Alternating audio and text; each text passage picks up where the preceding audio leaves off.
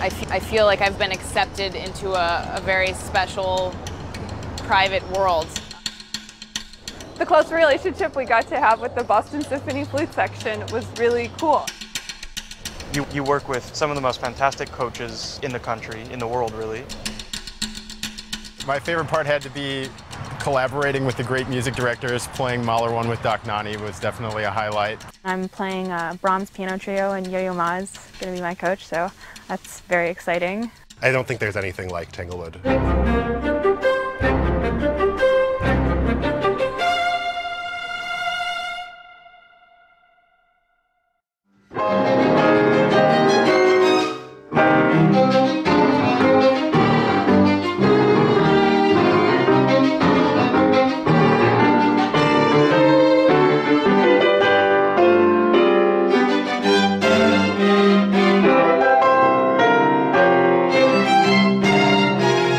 This summer I'm playing the Brahms C minor piano trio, and Yo-Yo Ma is my coach.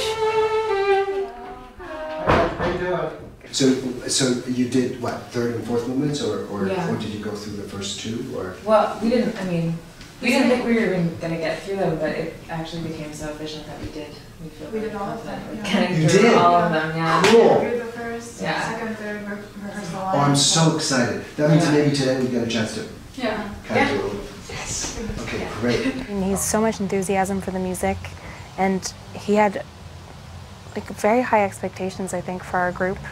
Oh, what about the thing of the placement of notes going up and down, the sort of verticality? That's it. Did you try that? Bottom and up? Yeah. Does that work? Does that seem like a, is there a consistency to that you feel? I think we could be more consistent, but we have talked about spots. I felt a little bit intimidated, I think, going in, but he's so nice and he's so ingratiating. I think in the third movement, at least for me, is a lot of this thinking about like my function as bass versus right, and the kind of allowing the bass sound to not be too little and generous enough. There were certain technical things that he talked about that I had never really thought of before that I think come from a lot of performing. And did you try making sure that the last note before silence is louder than the penultimate note? Yeah. So that it's like, you end and the piano comes in and kind of, good, that's great.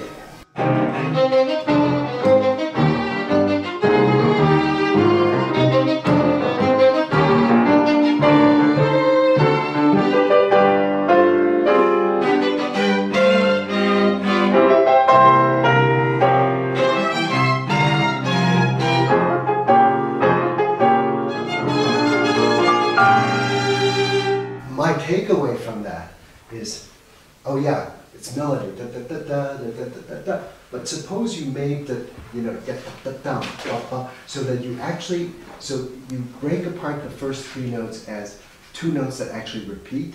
So don't make the second note easier. And then the intro da da da da da da ba ba ba ba ba ba ba. So every note is articulated.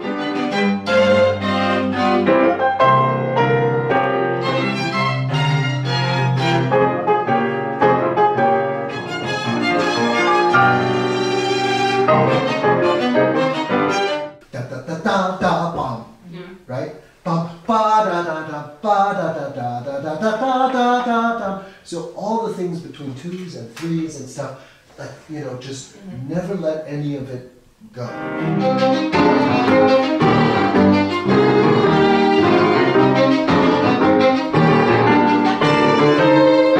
So anything that sounds like melody, make it rhythmic. Anything that sounds like harmonic, make it rhythmic. Anything that sounds rhythmic, make it melodic. So contradict all the traditional roles that any one of you may have.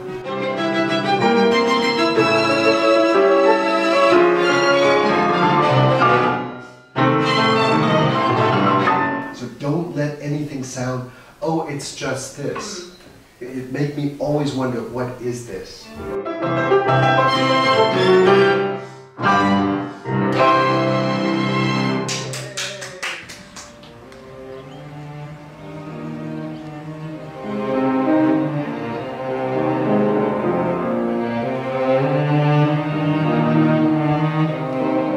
We also got to work with Emanuel Ax. He was wonderful. Now, I don't know if he's done this before, but for the students, it's fabulous. It's not just getting a great musician talking to them about the music, it's getting a great musician who has a different perspective.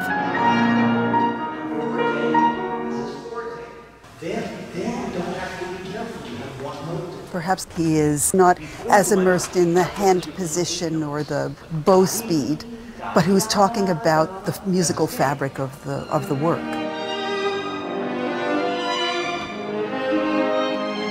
He was wonderful, similar to Yo-Yo in his enthusiasm for the music. We would be assigned like a 2-hour coaching and he would stay for 2.5 hours, even though he's insanely busy.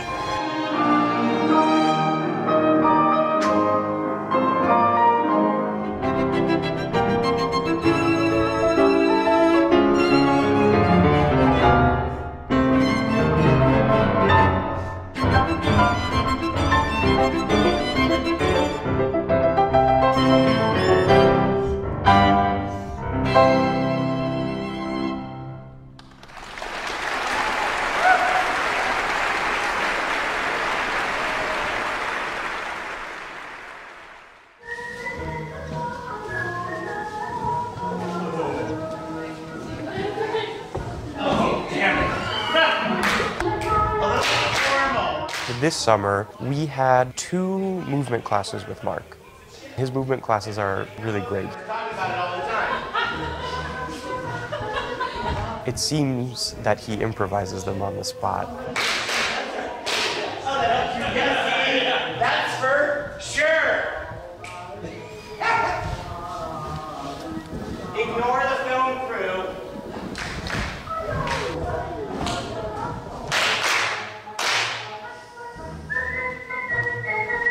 When you're in touch with your body, when you're moving authentically, your singing improves. It aligns you and it gets you aware of different parts of your body and different resonators that you wouldn't be aware of if you weren't, consciously moving about. So for our singing, it's very important.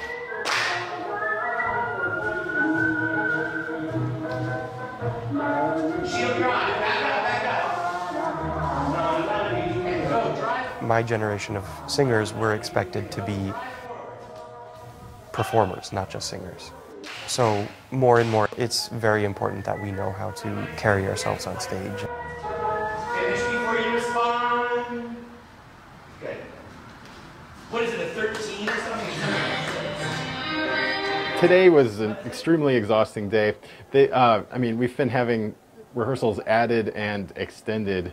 So, we were supposed to have a 2.5-hour rehearsal this morning, got extended to 3 hours from 9:30 to 12:30, then just had time to go get a quick lunch, and then a master class from 1:30 to 3:15, and then I had to give a radio interview. Okay, so you are a percussionist, is that what you are? You have a different title? No, percussionist, yeah. Okay. I'll do a quick intro, so I can hold this till my hand falls off. What is this show? This may end up in both shows, but for the moment, we're doing the timing for the Saturday show. I am delighted to be standing on the stage in the theater on the grounds of Tanglewood. Part of what happens here at Tanglewood is I like to use the word incubation, of budding, fabulous professional musicians. And we have the privilege today to be talking with Jeff DeRoche, a percussionist who was raised where? In Skokie, Illinois. And so by what avenue did you arrive here at Tanglewood?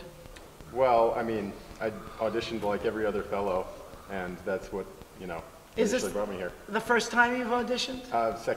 Second year, yeah. Mm-hmm.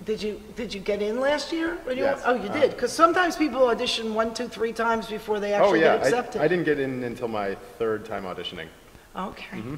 Now you started out with your interest in being a percussionist in junior high school. Yes. Or actually, maybe earlier beating on pots and pans or something? Well, so the story goes. Where'd you go to school? DePaul in And Chicago. did you study music there? Yeah. Maybe you can play a little something so we hear. I'd like to hear the difference between the marimba and the xylophone. So let's do marimba first.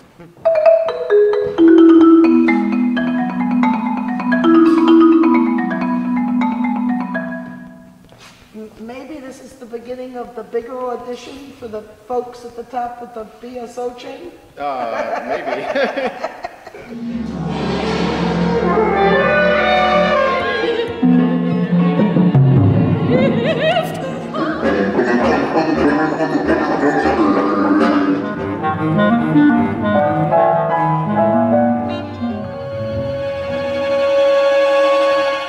The Festival of Contemporary Music is a time to celebrate the music of our own time.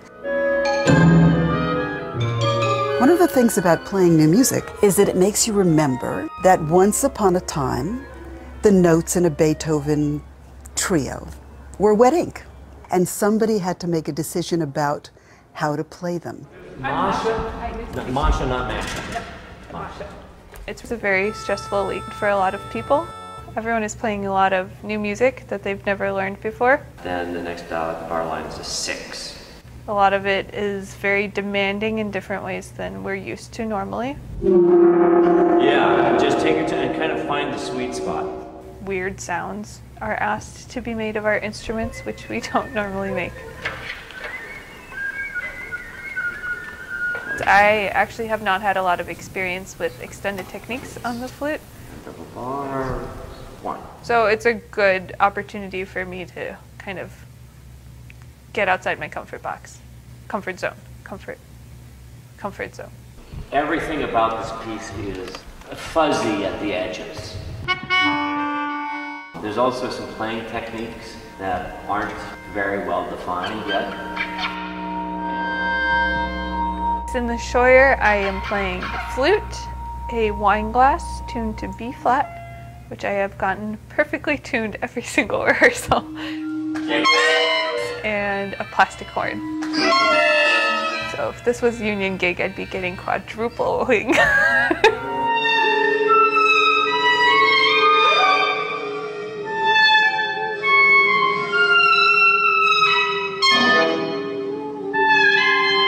Yeah, I think I actually liked that a lot. At first I was like, oh, yikes, because it's just all these random sounds. But then somewhere in the middle of it, I was like, wow, I'm actually kind of enjoying this, because it just kind of evolved into all these random noises making a bigger musical scheme, and it was kind of cool.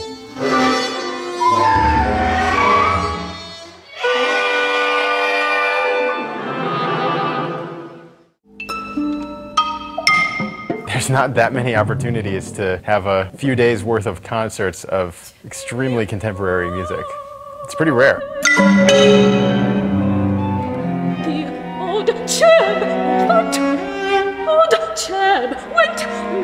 At Tanglewood, you can put on a contemporary music festival and have it be well attended and successful, and it's pretty incredible. I wouldn't say it's harder to play the contemporary music. It's often different skills because you're generally playing a lot more. You just have so much going on all the time. In playing contemporary music, of course, the Fellows' resources are really stretched.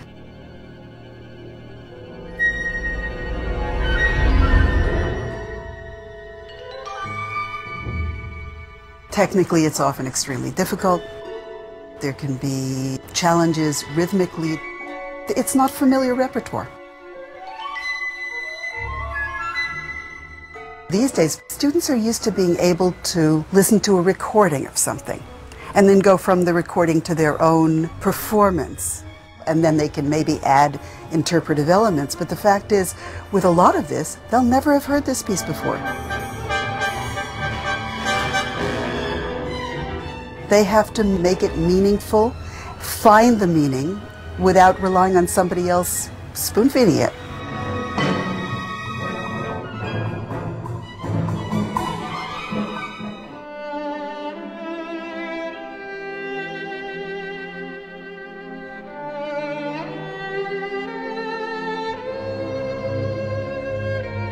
When you think of how much fabulous music's been already written, and the fact that you can still do this, that there's something new to say, is kind of thrilling.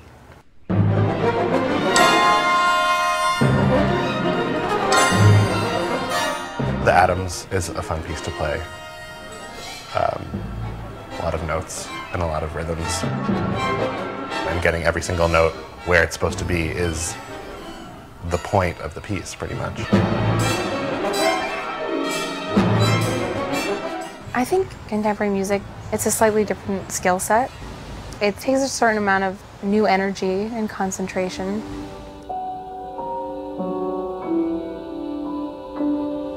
You know, you've been conditioning for this for a long time. I think more than the physical element of playing so much every day, it's just kind of the mental energy of performing so many different pieces. It's really exciting and enjoyable, but you feel exhausted after a little while.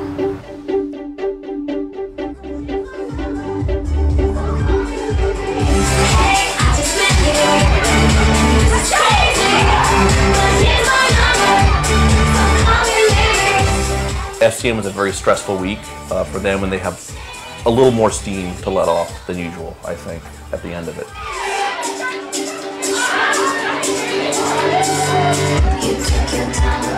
It's a great way to relax, especially in a place like this. You need that. And it's a great way to get to know your peers in a different way.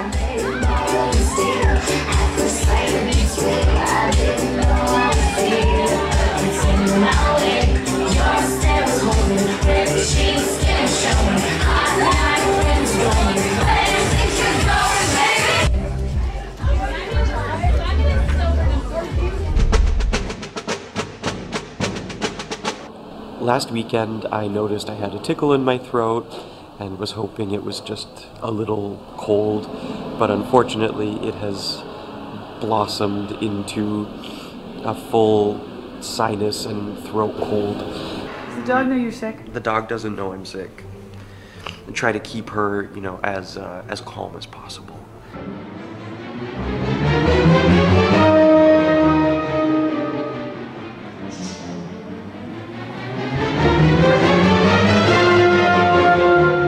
I realize I probably should have just gone to culinary school, as it's clearly a mistake that I'm here. Cheers.